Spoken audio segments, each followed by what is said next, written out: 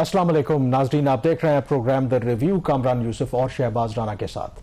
The review में हम पाकिस्तान की मईशत, खारजा अमूर और नेशनल सिक्योरिटी से जुड़े मामलात पर बात करते हैं। पाकिस्तान के बारे में एक बात मशहूर है कि इधर कभी भी कोई डल मोमेंट नहीं होता, और ये बात बिल्कुल ठीक है। अगर आप देखें गुज़श्ता 48 घंटों के दौरान, पहले अगर 24 घंटों में मौलाना फजलुर रहमान का जो बयान है उस पर तबसरे हो रहे थे, और आज हमने देखा जब एक तरफ जो पाकिस्तान तहरीक इंसाफ है मुल्क भर में वो एहतजाज कर रही थी, मुबैना जो धांधली हुई 8 फरवरी को जो आम इंतखाबात हुए उसके खिलाफ, तो दूसरी तरफ जो रावलपिंडी के कमिश्नर हैं उन्होंने एक बहुत बड़ा दावा किया। उसके बाद हमने देखा कि जो चीफ जस्टिस ऑफ पाकिस्तान है उन्होंने मीडिया के ऊपर आकर के उन इल्ज़ामात की तरदीद की। फिर प्राइम मिनिस्टर ऑफिस से भी एक बयान जारी हुआ, PMLN ने भी अपनी तरफ से जो उनका नुक्ता नज़र है वो भी बयान किया। और इस बीच जो सबसे इंपॉर्टेंट बात है यकीनी तौर पर कि 8 फरवरी के आम इंतखाबात हुए हैं, अब अगली जो गवर्नमेंट बनेगी और कब बनेगी उस सिलसिले में भी एक अहम इजलास जो PMLN और पीपल्स पार्टी की जो एक कोऑर्डिनेशन कमेटी बनाई गई है उसका इजलास हुआ है, उसका क्या आउटकम रहा उस पर भी बात करेंगे। लेकिन to begin with I think Shahbaz, हर गुजरते दिन के साथ आई थिंक लग ये रहा है, अपेरेंटली इवन आज का दिन भी अगर आप देखें कि सड़कों के ऊपर एहतजाज हो रहा है, फिर जो रावलपिंडी के कमिश्नर का बयान है, फिर उसके जवाब में PMLN की press conference, apparently it seems के केओस है इस वक्त पाकिस्तान के अंदर। बिल्कुल ठीक है, केओस है, अनाकी की सिचुएशन पैदा करने की कोशिश की जा रही है। लग ऐसा रहा है मुख्तलिफ जो प्लेयर्स हैं वो मुख्तलिफ साइड से खेल रहे हैं और किसी को कुछ पता नहीं है कि किसी अगली जो मूव किस पार्टी की क्या होगी। ये वही सारी सिचुएशन होती है जिसमें किसी भी सोसाइटी में जो चीज़ें हैं वो एक अनार्की की तरफ चलना शुरू हो जाती हैं, और Pakistan must avoid this at this point in time. 3 बड़े इवेंट्स थे आज के, तीनों का आपने जिक्र फरमा दिया। लियाकत अली चट्टा साहब के बयान से सिलसिला शुरू होता है, उसके साथ एहतजाज की कॉल पहले थी, और फिर शाम को जो कोऑर्डिनेशन कमेटी की मीटिंग हुई और वो भी जो है वो इनकन्क्लूसिव खत्म हुई, दोबारा उनका इजलास होगा। अगर हम स्टार्ट लें चट्टा साहब के बयान से, तो ये एक मामूली बयान नहीं था। अगर गलत था तब भी, और अगर ये सही है तब भी। एक जो चीज़ कामरान वाज़ेह थी पहले ही, और माजी के बरक्स इस दफ़ा जो रिगिंग के जो इल्ज़ामात लगते रहे हैं वो उसमें ज़्यादा वजन इसलिए लोगों को लग रहा था कि जिस तरीके से रिगिंग हुई, जिस तरीके से इलेक्शन नाइट के ऊपर जो नताइज आ रहे थे उनका सिलसिला यकदम रुक गया, और फिर सुबह बहुत सारी हमें एक एहतियात बरतनी चाहिए। आप तो हम एब्सोल्यूट नहीं कह सकते कि रिगिंग हुई है, मुबैना तौर पर इल्जामात की बात, क्योंकि जब तक रिगिंग के इल्जामात बी केयरफुल ऑफ कोर्स है ना। देखिए कुछ ऐसी चीजें, एक बात याद रखें कि इस वक्त जो सोशल मीडिया के फायदे भी हैं नुकसानात भी हैं। जो इस वक्त फेक न्यूज भी चल रही है, आपको ये पता है कि EU को आज डिनाई करना पड़ा कि एक उनके नाम से बिल्कुल एक स्टेटमेंट जारी हो, तो फेक PTI को आप इस चीज का क्रेडिट तो देना कि फेक न्यूज, तो इसलिए मतलब ये कुछ ऐसी हमारे लिए यहाँ पर बैठकर सोशल मीडिया पास करना it's very difficult. Social media की बात एक सेपरेट कर दें। एज ए जर्नलिस्ट आप जब सिस्टम के अंदर मूव कर रहे हो तो बहुत सारी चीजें आपके सामने विजिबल हो रही होती है। कुछ ऐसी इन्फॉर्मेशन है जो हमारे पास है, हम उसको सब्सटेंशिएट नहीं कर सकते, तो हम उसको बात उसके ऊपर नहीं करते। ये सोशल मीडिया पे नहीं होता, वहां पे जिसके मन में जो सच और झूठ है। बट हैविंग सेड दैट, ये जो रिगिंग के इल्जामात उन्होंने लगाए हैं,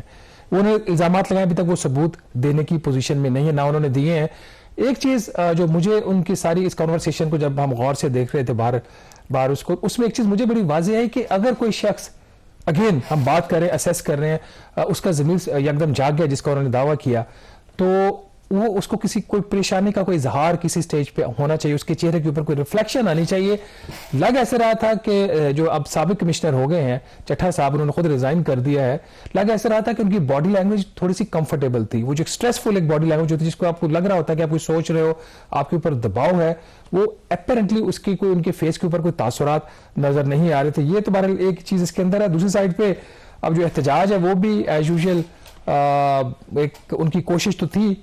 आज PTI की वो थोड़ा सा एक रिएक्शन दे सके। लाहौर में आपने देखा भी, वहां पे सलमान अकरम राजा साहब को ब्रीफली डिटेन भी किया गया और उसके बाद उनको छोड़ दिया गया। इस्लामाबाद में भी मुजाहरे और बाकी मुख्तलिफ शहरों में भी हुए। तो ये जो इवेंट्स है ना दोनों, इसे एक सडनली एक रूमर की जो फैक्ट्री थी वो चलना शुरू हो गई, बहुत सारे जाविये सामने आना शुरू हो गए जो एक यूजुअल एक तरीकेकार होता है। अच्छा, उसके अंदर एक जो चीज़ है, आई थिंक जो एहतजाज की अगर आप बात करें, देखें हर किसी का जमहूरी हक है, यकीनी तौर पर अगर with in the confine of the law अगर आप करें देयर इज़ नो हार्म। और जो PTI है उसने ये कॉल दी थी कि वो पुरअमन एहतजाज करना चाहते हैं।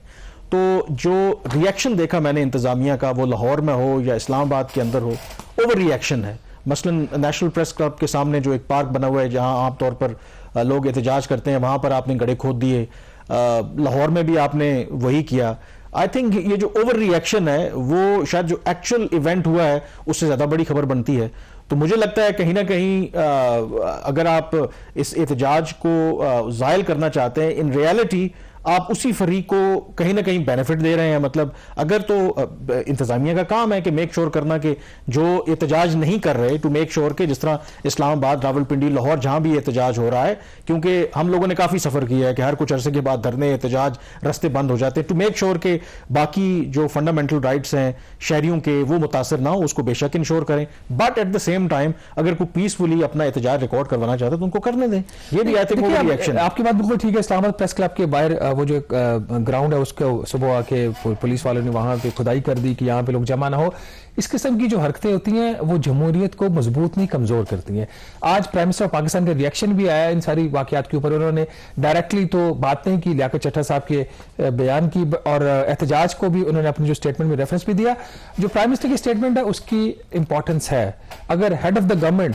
بیشک وہ انٹرم ہی ہے, اگر وہ خود اس چیز پہ بات کرے, اس کا مطلب معاملے میں کافی اس کو سنجیدگی سے لینا چاہیے. یہ لائٹ واقعہ نہیں ہے. اگر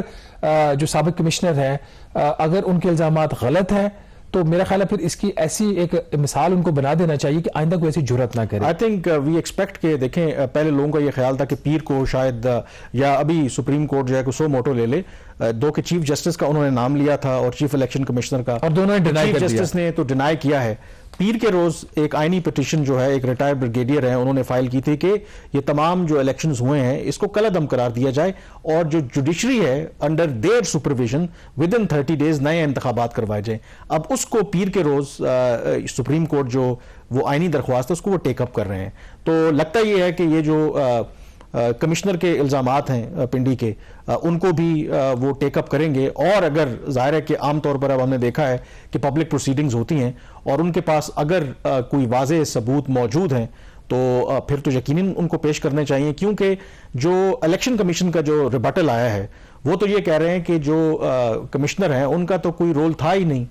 کیونکہ نہ تو وہ آر اوز یا اس طرح جو ریٹرننگ آفیسرز ہیں یا ووٹ کے سارے پروسیس میں انتظامیہ کی حد تک تو تھا, بٹ ان کا ادروائز تو کوئی رول نہیں تھا. دیکھیں یہ چیز جو عامر الیاس رانا ہمارے بیورو چیف ہیں ایکسپریس اسلام آباد کے, ان کی چیف الیکشن کمیشنر سے بات ہوئی تو انہوں نے کہا جی کہ میری 2 دفعہ ان سے بات ہوئی. ایک انہوں نے کہا جولائی 2023 میں, اور جب میری ان سے بات ہوئی جو عامر الیاس رانا نے کوٹ کیا ان کو کہ جب میری جولائی 2023 میں ان سے بات ہوئی تو اس وقت تو الیکشن کا شیڈول بھی اناؤنس نہیں ہوا تھا. اور دوسری دفعہ انہوں نے کہا جی کہ 9 فروری کو الیکشن کے ایک دن بعد ان کی کال آئی جو میں نے بعد میں ریٹرن کی. ایک تو یہ فیکٹر جو چیف الیکشن کمشنر کو کوٹ کر کے عامر صاحب نے یہ بات آن دا ریکارڈ ٹی وی کے اوپر کہی, اور دوسرا جو آپ خود فرما رہے کہ نہ تو وہ ریٹرننگ آفیسر ہے نہ ان کا ڈائریکٹلی کوئی الیکشن سے لینا دینا تھا, تو اسی لیے ان کے جو بیان کو اس کی تحقیق کوئی زیادہ ضرورت ہے. ٹھیک ہے انویسٹیگیشن بھی ہوگی اور پولیس بھی اپنا کام کرے گی, پنجاب گورنمنٹ نے بھی اناؤنس کر دیا. لیکن ظاہر ہے کہ جس نے الزام لگایا ہے he has to come up with the evidence. Exactly. لیکن ناظرین آج جو مریم اورنگزیب صاحبہ ہیں پی ایم ایل این کی اسپوکس پرسن, کیونکہ اس سلسلے میں جو سب سے ڈائریکٹ ایلیگیشن لگ رہی ہے وہ تو پی ایم ایل این کے اوپر لگ رہی ہے. جو 13 سیٹیں جن کا انہوں نے دعویٰ کیا ہے سابق کمشنر نے کہ وہاں پہ ریگنگ ہوئی ہے, اس میں سے غالباً 11 پی ایم ایل این نے جیتی ہیں, ایک independent naan P T I ہے اور ایک پاکستان پیپلز پارٹی کے پاس ہے. تو اس حوالے سے جب مریم اورنگزیب صاحبہ نے پریس کانفرنس کی انہوں نے کیا مطالبہ کیا, ذرا ایک دفعہ پھر سنتے ہیں. میرا مطالبہ ہے پاکستان مسلم لیگ نون کی طرف سے, مطالبہ یہ ہے کہ کمشنر صاحب کی پوری تحقیقات ہونی چاہیے. ان کا 8 دن کس سے رابطہ تھا, 8 دن یہ کس کو ملتے رہے, 8 دن کس کے ساتھ رابطے میں رہے, ان کی فون کالز کس کس کو جاتی رہیں, ان کے تمام اکاؤنٹس کی ویریفیکیشن ہونی چاہیے. تمام جو ان کی 8 دن کی کارروائی ہے اس پورے دنوں کی تحقیقات ہونی چاہیے اور انویسٹیگیٹ کر کے پبلک ہونی چاہیے. دیکھیں آپ الزام لگا دیں چیف جسٹس پہ, آپ الزام لگا دیں, کنفیوژن پھیلا دیں, ڈسکریڈٹ کر دیں ملک کے جمہوری نظام کو, اور آپ الزام لگا کے اسکاٹ فری ہو جائیں اور پورا ہیجان کریٹ کر دیں, اس کی بھی سزا ہونی چاہیے. اب جو جی ناظرین آپ نے سنا وہ تو تحقیقات کا مطالبہ کریں گے 8 دن کا ان کا جو پورا ریکارڈ ہے اس کو دیکھا جائے کن سے بات ہوئی کن کی کالز ہیں وہ ساری چیزیں اب اپنی جگہ پہ اب جو کامران ریاستی مشینری ہے وہ اپنا کام کرے گی لیکن آج کا دن میرے خیال پاکستان کی ڈیموکریسی کے لیے اور پاکستان کے لیے کوئی اچھا دن کسی بھی لحاظ سے میں ویسے تو جو اتنے حالات چل رہے ہیں اور اس سارے ظاہر ہے کہ جو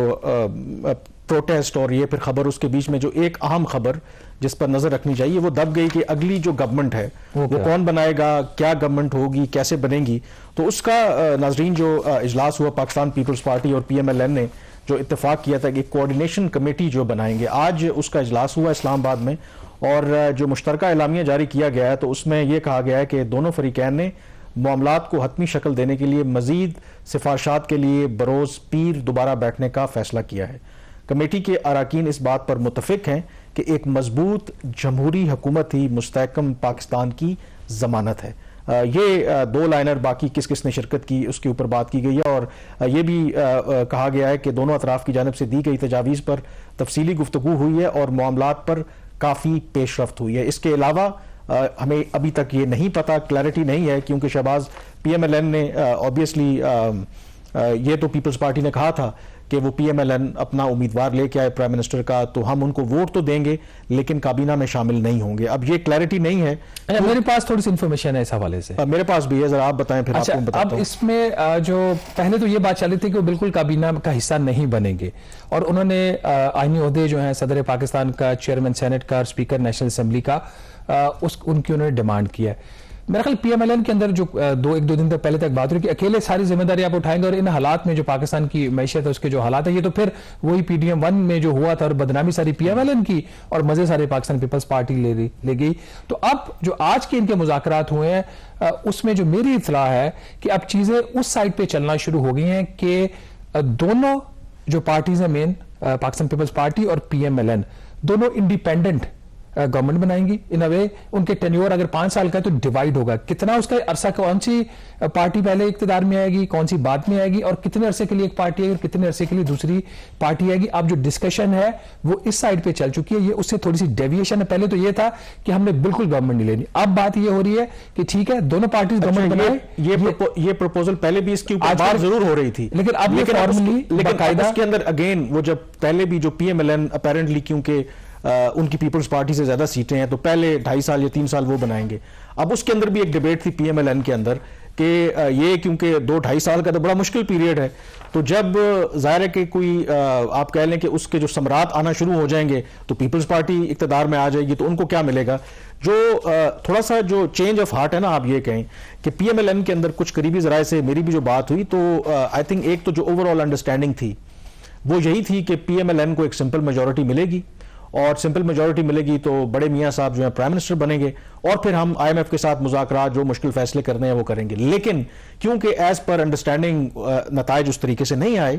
اور اب جو ہے جو بات مجھے اور آپ کو سمجھ آتی ہے کہ اگر پی ایم ایل این اس موقع کے اوپر ایک مائنورٹی گورنمنٹ بناتی ہے پیپلز پارٹی صرف ان کو سپورٹ کرتی ہے اور سارے مشکل فیصلے وہ کرتی ہے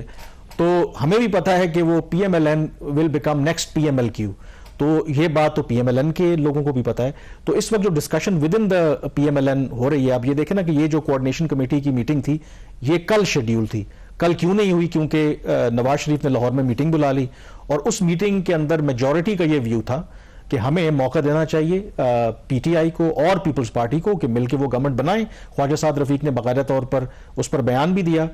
کیونکہ ان کا کنسرن یہ ہے کہ آلریڈی جو پی ڈی ایم کی حکومت ہم نے لی تھی سارا ملبہ ہم پہ گرا ہے کیونکہ ہم نے آئی ایم ایف کے پروگرام میں گئے ہیں سخت شرائط مانی ہیں اور ایک دفعہ پھر ہمیں جو ہے وہ اس طرف لگایا جا رہا ہے تو ابھی آئی تھنک چیزیں جو ہیں آپ کہہ سکتے ہیں کہ انسرٹن ہیں لیکن ایک چیز جو پہلے تھا کہ جو بالکل پاکستان پیپلز پارٹی اقتدار میں نہیں کیبنٹ میں نہیں ہے کنڈیشن یہی ہے کنڈیشن جو پی ایم ایل این اب کہہ رہی ہے کہ ایسے نہیں ہوگا کہ وہ جو اب پھر آپ اونرشپ لیں گے مطلب یہ ایسا نہیں ہوگا کہ صرف پی ایم ایل این نے یہ وہ کہہ لیں کہ ٹھیکہ لیا ہوا ہے کہ ہم نے بوجھ اٹھانا ہے تو پھر سارے بوجھ اٹھائیں گے کیونکہ یہ مسئلہ پھر اگر کہتے ہیں کہ جی پاکستان کے مفاد کیا ہے تو پھر سارے لیں کہ صرف پی ایم ایل این دیکھتے ہیں کہ منڈے کو ناظرین کیا ان کی آگے بات چیت چلتی ہے لیکن ابھی تک کی جو چیزیں ہیں اس میں ٹائم لگ رہا ہے اور یہ ایکسپیکٹڈ تھا اتنا ہی ٹائم لگنا تھا یا اس سے بھی زیادہ لگ سکتا ہے کیونکہ اگر کسی بھی پارٹی کی میجورٹی نہیں اور سمپل میجورٹی تو بالکل کسی پارٹی کی نہیں ہے پی ٹی آئی بھی اس پوزیشن میں نہیں ہے کہ وہ اکیلے گورنمنٹ بنا سکے کسی اور کے ساتھ وہ اس طرح بیٹھ کے بات کرنے کو تیار نہیں ہے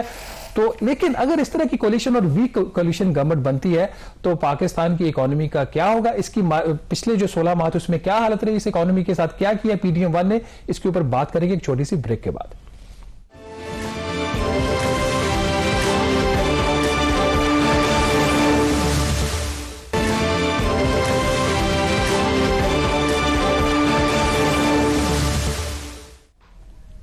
جی بریک کے بعد ایک دفعہ پھر آپ کو خوش آمدید کہتے ہیں۔ یہ بات تو طے ہے کہ جو بھی جماعت حکومت بنائے گی وہ ایک اتحادی حکومت ہوگی، یعنی کہ کولیشن گورنمنٹ ہوگی، کیونکہ کسی کے پاس بھی سمپل میجورٹی نہیں ہے۔ اب سوال اس کے اندر سب سے امپورٹنٹ یہی ہے کہ جس طرح کے چیلنجز پاکستان کو اس وقت درپیش ہیں، خاص کر کے آن دی اکنامک فرنٹ، کیا یہ ممکن ہے کہ ایک کولیشن گورنمنٹ وہ تمام جو چیلنجز ہیں ان سے نمٹ سکے اور وہ ایک مضبوط حکومت ہوگی؟ اور جیسے بریک سے پہلے بھی ہم ذکر کر رہے تھے، اس بات کا ادراک خود پیپلز پارٹی اور PMLN کو بھی ہے۔ مثلا انہوں نے جو آج کا اعلامیہ جاری کیا اس میں انہوں نے اس پر اتفاق کیا کہ ایک مضبوط جمہوری حکومت ہی مستحکم پاکستان کی ضمانت ہے۔ تو یہ خود اگر وہ یہ بات کہہ رہے ہیں تو do you think this is possible کہ اگر یہ کولیشن گورنمنٹ بنتی ہے اس میں بہت سے گیو اینڈ ٹیکس ہوتے ہیں، تو ایک یہ مضبوط گورنمنٹ ہو سکتی ہے گیون دا فیکٹ کہ جو ان الیکشنز نے ایک بہت زیادہ پولرائزیشن ہے، اور یہ بات بالکل واضح ہے کہ اس گورنمنٹ کے پاس اگر PMLN اور پیپلز پارٹی بناتے ہیں کوئی ہنی مون پیریڈ بھی نہیں ہوگا، سڑکوں پہ یہ اتنے پاپولر نہیں ہوں گے، تو یہ مضبوط گورنمنٹ تو بنتی نظر نہیں آ رہی ایسی صورت۔ دیکھیں اب لیٹس سی کہ آؤٹ کم کیا آتا ہے، لیکن ابھی تک کے جو حالات ہیں، جس قسم کا دباؤ ہے دونوں پارٹیز کے اوپر، وہ خواجہ سعد رفیق صاحب کی ایک سٹیٹمنٹ جو 2020 کی بارہا وہ چل بھی رہی ہے آج کل کے، ایک وقت بھی آئے گا کہ جب کوئی وزیر اعظم بننے کو تیار نہیں ہوگا، تو اسی قسم کی چیزیں ہیں کہ پیپلز پارٹی کریے آپ اور PMLN کریے آپ، لیکن ہمارے سامنے ایک ایگزامپل ہے، وہ ایگزامپل 16 ماہ کی اپریل 2022 میں یہ اقتدار میں آئے تھے، اگست 2023 تک کے عرصہ تک یہ رہے۔ جو 16 ماہ کا عرصہ تھا it was not a good economic management period of Pakistan, بہت زیادہ کھینچا تانی تھی، بدنام تو سب سے زیادہ PMLN ہوئی ہے، اس کے بعد اگر تھوڑی بہت کسی کو بدنامی ملی ہے وہ پاکستان پیپلز پارٹی کو، لیکن وہ ریزلٹس میں اس طریقے سے نظر نہیں آیا، انہوں نے گین کیا، کوئی لوز نہیں کیا۔ جو بہت بڑے بڑے بینیفیشری تھے اس اتحاد کے، جمعیت علماء اسلام تھی، پاکستان پیپلز پارٹی تھی، چھوٹی چھوٹی جماعتیں جو بلوچستان کی تھی وہ تھے، MQM کے جو لوگ تھے وہ بینیفیشریز تھے، چاہے ترقیاتی پروگرامز ہوں، چاہے اہم عہدے ہوں، چاہے نیشنل بینک آف پاکستان کے پریزیڈنٹ کا عہدہ ہو، چاہے اسٹیٹ بینک آف پاکستان کے گورنر کا عہدہ ہو، وہاں پہ تمام جو اتحادی جماعتیں تھیں ان کے اندر کھینچا تانی جاری رہی۔ یہی نتیجہ، اس کے یہی وجہ تھی کہ اب جو اس کے نتائج نکلے وہ کوئی اتنے اچھے نہیں تھے۔ چند جو انڈیکیٹرز ہوتے ہیں آپ کی اکنامک گروتھ، فار ایگزامپل آپ نے کانٹریکٹ کیا، پچھلے مالی سال میں گروتھ نہیں ہوئی پاکستان کی اکانومی، بیسکلی اس میں کنٹریکشن ہی 0.3% کی۔ جو دوسرا سب سے بڑا انڈیکیٹر ہے جو آج کا مسئلہ بھی ہے اور اگلی گورنمنٹ کا سب سے بڑا چیلنج بھی ہوگا، وہ قرضے تھے۔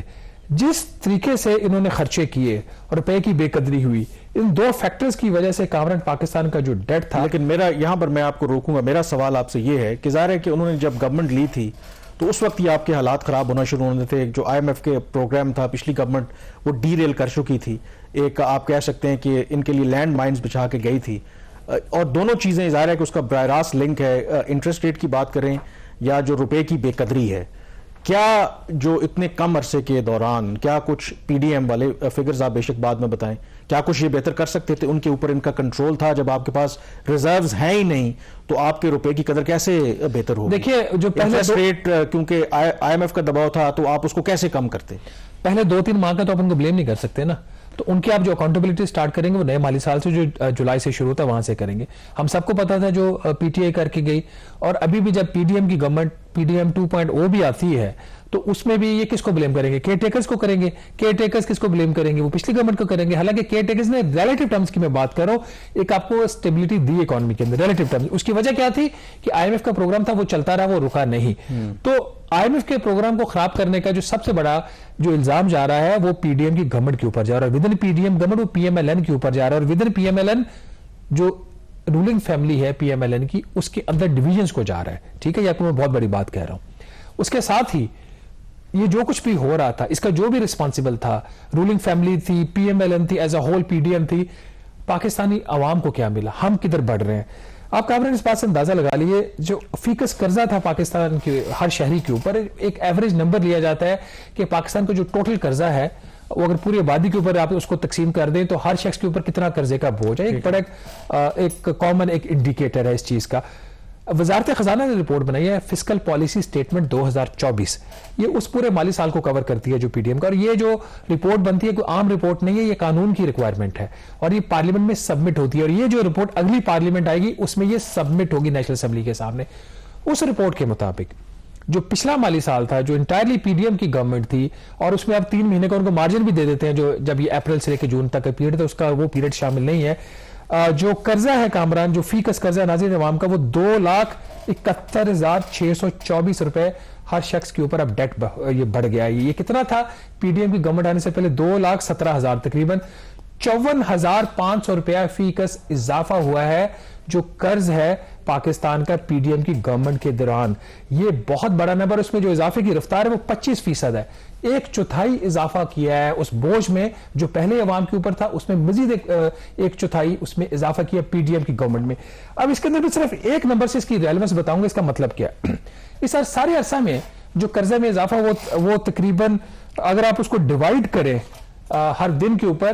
تو پی ڈی ایم کی گورنمنٹ نے رفلی کوئی 48 ارب روپے روزانہ کے حساب سے قرض لیا. اب یہ جو میں نمبرز دے رہا ہوں اس میں P D M plus caretaker government بھی شامل ہے. یہ نمبر اب دسمبر 2023 تک ہے، جس میں کوئی 5 ماہ کیئر ٹیکر گورنمنٹ کے بھی ہیں. تو اس عرصہ میں دسمبر 2023 تک جو پاکستان کا ٹوٹل قرضہ تھا وہ 81,200 ارب روپیہ ہو گیا. اور اس کو اگر آپ پچھلے ایک سال سے کمپیئر کریں جس میں 7 ماہ پی ڈی ایم کے تھے اور 5 ماہ ان کے بھی شامل ہے، وہ پورا اگر سال آپ دیکھتے ہیں اس سے پچھلے سال سے مقابلہ کریں تو 27% اس میں اضافہ ہوا، اور روزانہ کی بنیاد پر 48 ارب روپے پاکستان کے قرض میں اضافہ ہوا ہے. اب اس کے ساتھ ہی قرض اپنے واپس کہاں سے کرنا؟ محصولات سے. جو اس سال کا ہدف ہے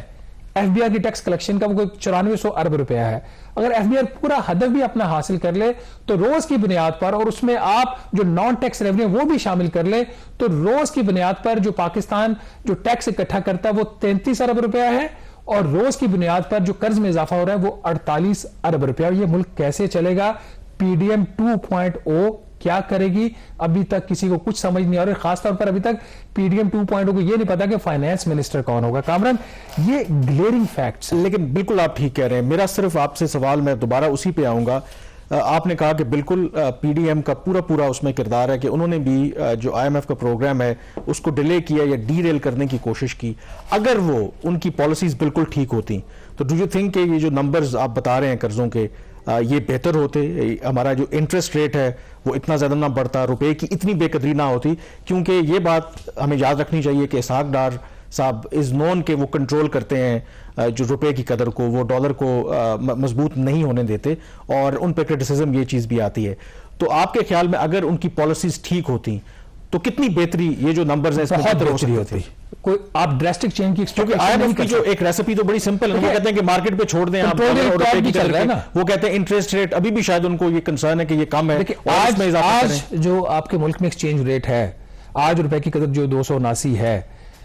وہ فری مارکیٹ کا تو میکنزم یہ بھی نہیں ہے. ٹھیک ہے، پالیسی وہی ہے جو ڈار صاحب والی ہے، وہی چل رہی ہے. فرق کہاں سے پڑتا ہے جو آپ کا بنیادی سوال ہے؟ کتنا چینج یہ لا سکتے تھے؟ اوور آل نائٹ تو چینج نہیں آ سکتا. پی ڈی ایم 2.0 بھی آ جائے تو اگلے 2 سال میں بڑی بات ہے کہ اکانومی کو سٹیبلائز کر دے، مہنگائی کو سنگل ڈیجٹ میں لے آئے. فرق کہاں سے پڑا؟ جب انہوں نے پہلے 45 دن لگائے مشکل فیصلے کرنے میں، بجائے اس کے کہ پہلے دن آتے ہی کوئی یہ فیصلہ کر لیتے. سبسڈی تھی تیل کے اوپر، وہ آگے چلتے. مفتاح واز ویری ایبسولوٹلی کلیئر، لیکن پی ایم ایل این کے اندر کی ڈویژن تھی. اچھا، پھر جب وہ اکانومی ایک ڈگر پہ چل پڑی، آئی ایم ایف کا پروگرام ریوائیو ہو گیا،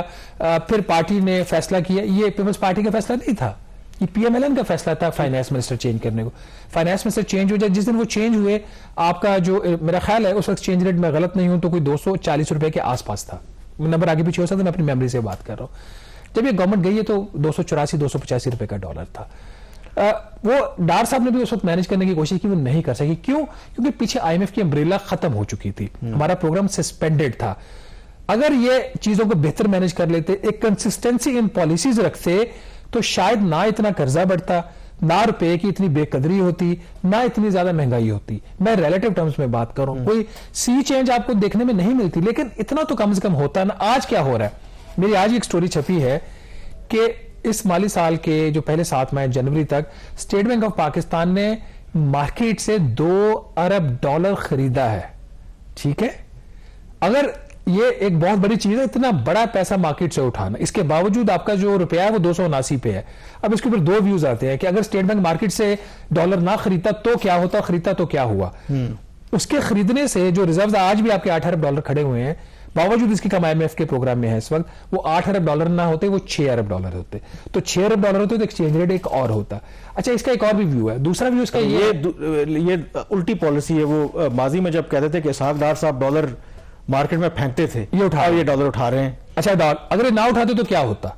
ना उठाते तो चूंकि मार्केट में रिलेटिव टर्म्स में डॉलर की थोड़ी सी फरहमी बेहतर हो जाती, कुछ थोड़ी सी इंपोर्ट ज्यादा हो जाती, या आपका रुपए की कदर निस्बतन बेहतर हो जाती, क्योंकि जब आप लेने जाते हैं आपको डॉलर मिल जाता। आज आपको डॉलर बड़ी मुश्किल से मिल रहा है। तो ये अगर पॉलिसीज में कोई बेहतरी करना चाहे तो कर सकता है। कल हमने गैस की हवाले से बात की थी, जो सब्सिडी थी फर्टिलाइजर प्लांट्स की, वो केयर टेकर्स ने विड्रॉ की है। तो कुछ ऐसे फैसले जो नॉन इलेक्टेड लोग हैं वो कर सकते हैं, कुछ ऐसे फैसले जो सिर्फ इलेक्टेड लोग कर सकते हैं। लेकिन उसके लिए ये जरूरी है कि जब आप, जिस तरह क्रिकेट की इस्तिलाह में भी होता है ना, जब आप टीम में खेल रहे हो, अगर टीम में आपको पता हो कि अगले मैच में आपने खेलना या नहीं खेलना, आप अपने नंबर के लिए जब खेलते हैं बचाने के लिए, तो फिर आप टीम के लिए नहीं खेलते। तो इधर जो इस वक्त जो हमारी सियासी जमातों का हाल है, उनको पता नहीं है कि अगली दफा हमारी बारी आएगी या नहीं आएगी। जब आप सर्वाइवल मोड में हो तो फिर आप लार्जर वो पिक्चर नहीं देखते। ब्रेक पे जाने से पहले, अब जो अगली गवर्नमेंट चले, प्राइम मिनिस्टर अपेरेंटली चले, अस्यूम कर रहे हैं कि शहबाज शरीफ होंगे, फाइनेंस मिनिस्टर जो है वो बड़ा की पोजीशन होगी। डू यू थिंक कि क्योंकि इसहाक डार साहब अभी भी PMLN की तरफ से जो कोऑर्डिनेशन जो कमेटी बनी है उसको लीड कर रहे हैं, do you think that he will be the finance minister? ये तो सियासी होता है। नहीं, ये तो सियासी होता है ना, जो कोऑर्डिनेशन वाला है। नहीं, coordination, but of course that he is leading. अच्छा, इसके ऊपर मेरे पास कुछ इन्फॉर्मेशन है, मैं इसको for the time being with hold कर रहा हूं। उसकी रीजन ये है कि मैं कोई स्पेकुलेशन नहीं करना चाह रहा, कुछ फैसले भी होने हैं। अभी तक तो ये क्लैरिटी नहीं है कि गवर्नमेंट किसकी होगी, मतलब पहले कौन लीड करेगा, पाकिस्तान पीपल्स पार्टी आती है या पाकिस्तान मुस्लिम लीग नवाज पहले गवर्नमेंट बनाती है। तो दोनों में से जो भी गवर्नमेंट पहले बनाएगा फाइनेंस मिनिस्टर तो उसी का होगा। तो अगर PMLN बनाती है तो फाइनेंस मिनिस्टर डार साहब होंगे या कोई और होंगे। एक चीज मैं बता सकता हूं ब्रेक पे जाने से पहले, फिर नाज़रीन हम ब्रेक पे जाएंगे। पहले माजी में ये होता था कि इसहाक डार साहब ही डेफिनेटली फाइनेंस मिनिस्टर होते थे। इस दफा पार्टी के अंदर ये सोच पाई जा रही है कि कोई और नाम भी कंसीडर किया जाना चाहिए या नहीं। ऐसा नहीं है कि डार साहब का जो उनके फाइनेंस मिनिस्टर का चांस है वो मुकम्मल तौर पर खत्म हो चुका है। अभी भी वो रेस तो नहीं कहा जा सकता, वो एक पार्टी की अहम शख्सियत है, उनको इग्नोर करना इतना आसान नहीं होगा पार्टी के लिए। फाइनेंस मिनिस्टर के लिए डार साहब कंप्लीटली रूल आउट नहीं है, लेकिन कुछ और नाम भी कंसीडर हो रहे हैं। मेरा इस पे सिर्फ एक पॉइंट ये है कि हुकूमत जिसको भी फाइनेंस मिनिस्टर लगाना चाहे, जो भी अगली गवर्नमेंट बनती है, इट इज रिलेटिवली प्रीमेच्योर अभी कैबिनेट के ऊपर बात करें, बट कोई इनएक्सपीरियंस बंदा नहीं होना चाहिए, कोई बाहर से इंपोर्टेड फाइनेंस मिनिस्टर नहीं होना चाहिए, और मोर इंपॉर्टेंटली कोई भी बैंकर अच्छा फाइनेंस मिनिस्टर आज तक साबित नहीं हुआ। तो अगर ये 3 क्राइटेरिया को सामने रख के देखा जाए तो जो भी केयर टेकर गवर्नमेंट की आपने सूरत हाल देख ली वो भी आपके सामने, फिर इलेक्टेड गवर्नमेंट को अपना फैसला इन 3 फैक्टर्स को सामने रख के मेरा ख्याल है करना चाहिए। यहाँ पे छोटी सी ब्रेक लेंगे और ब्रेक के बाद जब वापस आएंगे तो बात करेंगे क्या सिर्फ ये जो इलेक्टेड हुकूमतें हैं वही अवाम के पैसे का बेदरेग इस्तेमाल करती हैं, या फिर इस रेस में केयर टेकर गवर्नमेंट भी शामिल है। Stay with us.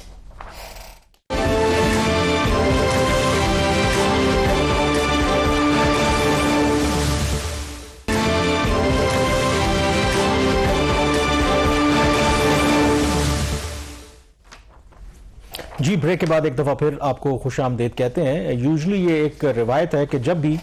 जो कोई प्राइम मिनिस्टर है वो अपना जो प्राइम मिनिस्टर हाउस और प्राइम मिनिस्टर ऑफिस छोड़ता है, तो प्राइम मिनिस्टर हाउस और प्राइम मिनिस्टर ऑफिस में जो काम करने वाले सरकारी मुलाजमीन हैं उनको जाते जाते कोई तोहफा वो दे के जाते हैं। और यूजुअली तो ये जो इलेक्टेड प्राइम मिनिस्टर होते हैं उनका टेन्योर ख़त्म होता है, वो करते हैं। तो शहबाज सुनने में आ रहा है कि जो मौजूदा केयर टेकर प्राइम मिनिस्टर हैं अनवारुल्लाह काकड़ साहब, ज़ाहिर है इनके चंद ही रोज हैं, अगर गवर्नमेंट बनती, अगर नहीं बनती तो कुछ तो लोग यही कह रहे हैं कि शायद इन्हें ही एक्सटेंशन मिल जाए। तो ये भी जाते जाते सुना है कि अपने जो PM ऑफिस में और PM हाउस में जो इनके साथ मुलाजमीन थे जिन्होंने काम किया, उनको जाते जाते एक छोटा सा तोहफा दे के जाना चाहते हैं। तो वो क्या तोहफा है और क्यों देना चाहते हैं? नहीं, वो देना चाहते नहीं, उसकी मंजूरी भी ले ली है उन्होंने। अच्छा, ले लिए। अच्छा, ये बड़ी इंटरेस्टिंग स्टोरी। मुझे लगा कि अपनी जेब से शायद वो कोई तोहफा दे रहे हैं। नहीं, वो अनवारुल हक काकड़ साहब बड़े रिस्पेक्टेबल पर्सनालिटी है। वो एज अ प्राइम मिनिस्टर जो भी किसी का भी मतलब जो भी शख्सियत वो उस ओहदे पे हो तो उसकी एक रिस्पेक्ट करनी चाहिए, मेरा ये जाती तौर पर मानना है। खैर, वो उनका ये दावा है کہ ان کے اتنے وسائل نہیں ہیں کہ وہ کوئی بہت ایکسٹرا آرڈینری کوئی ایکسپینسز بھی کر سکے. وہ خود انہوں نے آپ کو یاد ہے ایک دفعہ ہمارے ساتھ ان کا انٹریکشن بھی ہوا تھا, تو اس میں انہوں نے ریفر بھی کیا تھا کہ وہ کس گھر میں رہتے ہیں اور کیسے رہتے ہیں. وہ ساری چیزیں اپنی جگہ پہ. یہاں پہ یہ کچھ ایسی ڈیولپمنٹ ہوئی کہ پرائم منسٹر صاحب کو ان کے سٹاف کی طرف سے اپروچ کیا گیا کہ یہاں پہ ایک روایت ہے کہ جو بھی وزیر اعظم جاتے ہیں تو جانے سے پہلے وہ ہمیں کوئی ریوارڈ دے کے جاتے ہیں, اور ریوارڈ وہ سبسٹینشیل ہوتا ہے. تو پھر پوچھا گیا جی کہ کیا ریوارڈ جو ہے وہ آپ کو چاہیے, تو فرمایا گیا جی کہ آپ ہمیں جو ہماری تنخواہ جو ہے اس کے 3 سیلریز کے برابر جو ہے وہ بونس آپ دے دیں, یا ہمیں وہ آنریریم دے دیں. بیسیکلی ورڈ آنریریم استعمال ہوا ہے. تو ایک سمری تیار کی جاتی ہے, اس کے اوپر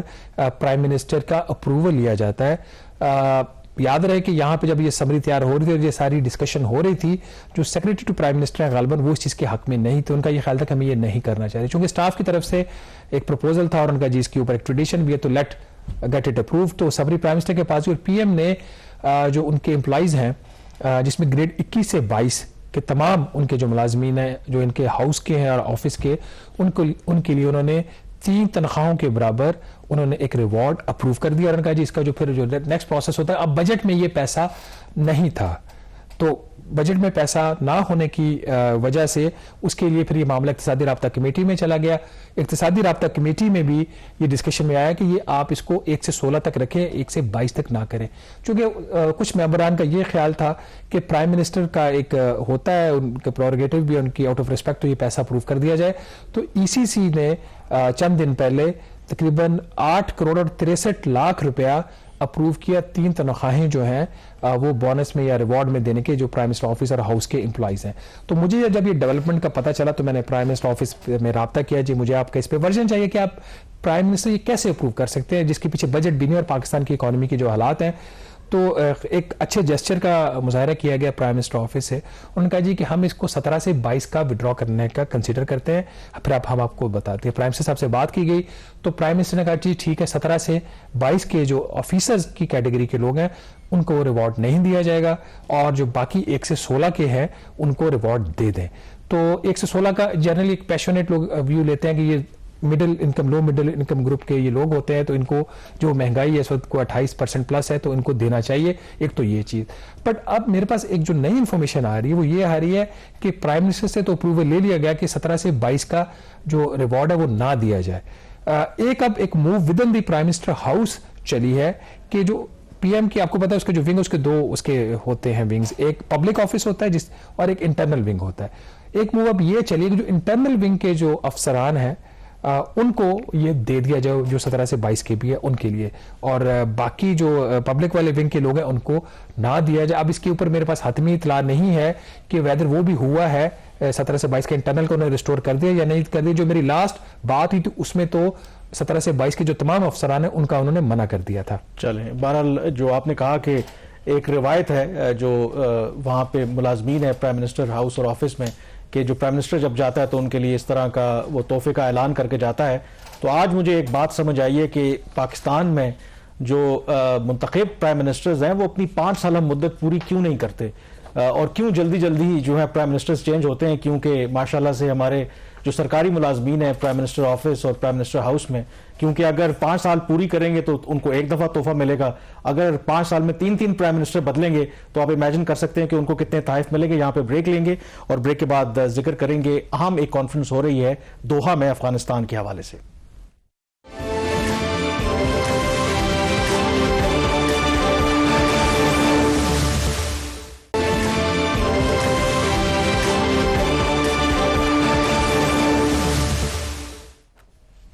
جی بریک کے بعد ایک دفعہ پھر آپ کو خوش آمدید کہتے ہیں. پاکستان کی سیاست میں جو ہلچل چل رہی ہے وہ اپنی جگہ پہ, لیکن ریجن اور انٹرنیشنل سطح پر بھی ڈیولپمنٹس ہو رہی ہیں, اور کل اس سلسلے میں 2 روزہ کانفرنس کا آغاز ہو رہا ہے دوحہ میں افغانستان کے حوالے سے. اس کانفرنس کا انعقاد UN کے جو سیکرٹری جنرل ہیں وہ کر رہے ہیں, اور اس 2 روزہ کانفرنس میں جو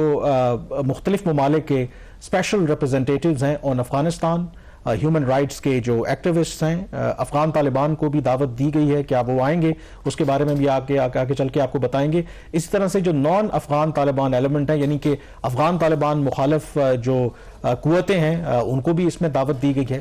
اس کا جو مقصد ہے وہ یہ ہے ایک روڈ میپ ڈسکس کرنا اور طے کرنا کہ کیسے افغان طالبان کے ساتھ انگیج کیا جائے and at the same time Afghanistan کے اندر جو ہیومینیٹیرین کرائسس ہے اس کو ایڈریس کیا جائے. اور شہباز اس کا جو بیک گراؤنڈ ہے وہ یہ ہے کہ ظاہر ہے کہ جب اگست 2021 میں افغان طالبان دوبارہ اقتدار میں آئے تو ایک انٹرنیشنل کنسنسس ابھرا کہ اس دفعہ اگر افغان طالبان کی حکومت کو تسلیم کیا جائے گا تو کوئی سولو فلائٹ نہیں لے گا, ایک انٹرنیشنل یا ایٹ لیسٹ ریجن کی سطح پر اتفاق رائے کر کے اس کے حوالے سے آگے بڑھا جائے گا. اور اس کی وجہ یہ تھی کہ افغان طالبان بھلے اقتدار میں آ گئے تھے لیکن بہت سے ایسے معاملات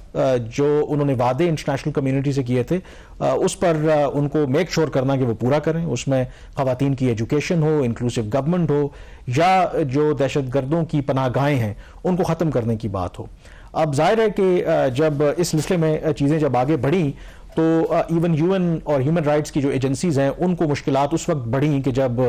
ایک جو چیز افغان طالبان نے فیصلہ کیا کہ وہ بچیوں کی جو تعلیم ہے اس پر انہوں نے پابندی عائد کر دی, خواتین کو کام نہ کرنے کی انہوں نے اجازت دی, جس کی وجہ سے ان کے لیے مشکلات ہوئیں. تو پھر پچھلے سال مارچ اپریل میں جو یو این سیکرٹری جنرل ہیں انہوں نے ایک اسپیشل کوآرڈینیٹر اپوائنٹ کیا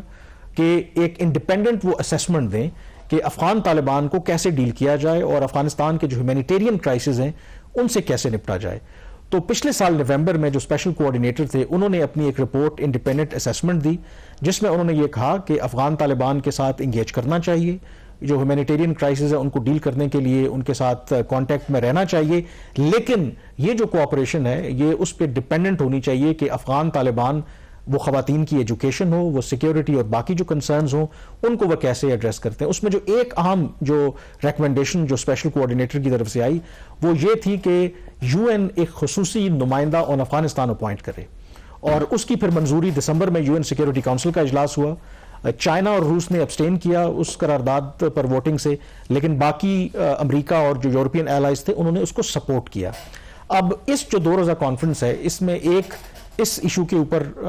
ڈیٹیل بات ہوگی کہ کیا اپوائنٹ کرنا چاہیے نہیں کرنا چاہیے, کیونکہ افغان طالبان نے اس کی مخالفت کی ہے. وہ کہتے ہیں کہ جو یو این اسپیشل انوائے ہے وہ تب اپوائنٹ ہوتا ہے یا تو اس ملک میں کوئی تنازع چل رہا ہو یا اس ملک میں ایک ٹرو ریپرزینٹیٹیو گورنمنٹ نہ ہو, تو وہ اس کی مخالفت کر رہے ہیں. اچھا کامران, اس پہ جو ان کی اپنی منسٹری ہے ان کی فارن افیئرز کی افغانستان کی, انہوں نے بھی ایک اسٹیٹمنٹ دیا, مجھے تو کوائٹ انٹرسٹنگ ان کی اسٹیٹمنٹ لگی ہے.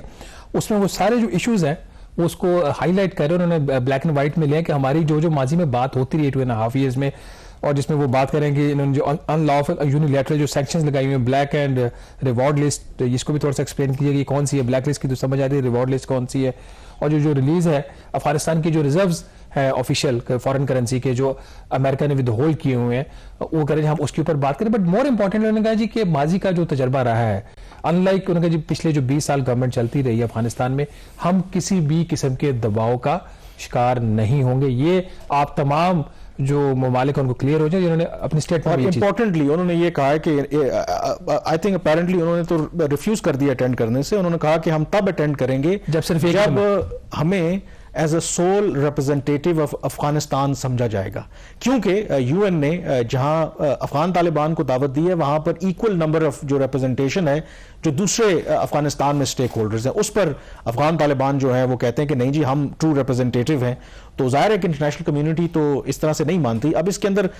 کی ایلیمنٹ یہی ہے کہ افغان طالبان اپیرنٹلی اب اگر نہیں جائیں گے تو کیا جو یو این کا اسپیشل انوائے ہے وہ اپوائنٹ کیا جائے گا. کچھ لوگ یہ کہہ رہے ہیں کہ ہو سکتا ہے کہ اس کا نام بدل دیا جائے, کوآرڈینیٹر اس کو رکھ دیا جائے اور وہ شاید افغانستان نہ جائے, باقی جو انٹرنیشنل جو ایفرٹس ہیں ان کو کوآرڈینیٹ کرے. اور یہ امپورٹنٹ آئی تھنک اسٹیپ ہے اگین, کیونکہ افغان طالبان جب سے اقتدار میں آئے ہیں سوائے چند ممالک کے, چین نے ظاہر ہے کہ اپنا انہوں نے ایکسیپٹ کیا پچھلے مہینے افغان طالبان کا امبیسڈر, ادروائز ابھی تک کوئی ایپیٹائٹ نہیں لگتی پوری دنیا میں کہ وہ افغان طالبان کی حکومت کو فارملی ریکگنائز کرے. اور ایسا کوئی افغانستان کی پارٹ کے اوپر ڈیسپریشن بھی نظر نہیں آ رہی, وہ لگ نہیں رہا کہ وہ ویسٹ کی جو ڈکٹیشن ہے یا ان کی ویسٹ کی جو ٹون ہے اس کے اوپر وہ ڈانس کریں گے. ان کا ایک اپنا مزاج ہے, وہ انہوں نے ثابت کیا ہے, انہوں نے دنیا کی جو سپر پاور ہے اس کو شکست دی ہے. وہ ابھی بھی سمجھتے ہیں کہ they can tackle the world without even their recognition, although they would love to have that. لیکن کوئکلی وقت ہمارے پاس ختم ہو رہا ہے. دیکھیں جب آپ پاکستان ہو یا کسی ملک میں بھی اپوزیشن میں ہوتے ہیں تو آپ پر کوئی ذمہ داریاں نہیں ہوتی, اتنا آسان ہوتا ہے. جب آپ اقتدار میں آتے ہیں تو پھر آپ نے اپنے ملک کی عوام کو بھی دیکھنا ہوتا ہے, تو پھر چیلنجز بڑے مختلف نوعیت کے ہوتے ہیں. تو کیا افغان طالبان اقتدار میں رہ کر ایک آئسولیشن میں رہ کر اپنے لوگوں کو ڈیلیور کر سکتے ہیں؟ یہ ایک بہت اہم سوال ہے. بہرحال پروگرام دا ریویو سے اتنا ہی. مجھے کامران یوسف اور شہباز رانا کو اجازت دیجیے. اللہ حافظ.